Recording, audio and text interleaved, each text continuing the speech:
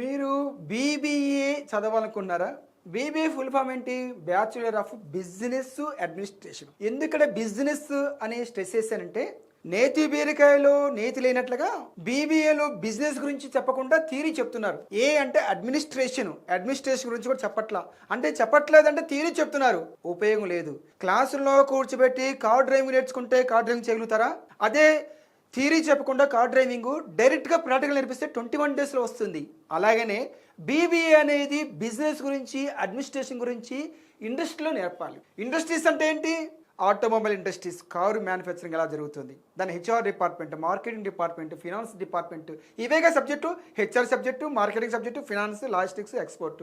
ఈ సబ్జెక్ట్స్ క్లాసుల్లో కూర్చోబెట్టి సబ్జెక్ట్స్ అంటాము.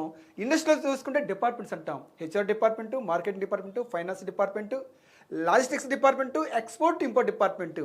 అక్కడ ఏం జరుగుతుందో స్టూడెంట్స్ డైరెక్ట్గా అక్కడే నేర్చుకుంటే దానినే ఎక్స్పోజర్ అంటారు. మరి అలాంటివి చూపించే ఇన్స్టిట్యూట్ ఉందా మన ఇండియాలో? ఉంది.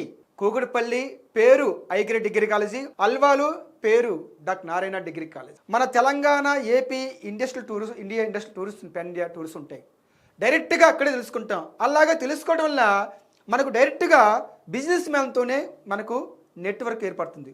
వాళ్ళ చేతనే మనము నాలెడ్జ్ నేర్చుకుంటాం. అందువలన అలాంటి ఇన్స్టిట్యూట్ ఉంది కాబట్టి, ప్రాక్టికల్ ఎక్స్పోజర్ ఇన్స్టిట్యూట్ ఉంది కాబట్టి అలాగా చదువుకుంటే మంచి జాబ్తో పాటు మంచి ప్యాకేజ్ వస్తుంది. రండి, చేరండి, మీ భవిష్యత్తుని బ్రహ్మాండంగా హ్యాపీగా తయారు చేసుకోండి.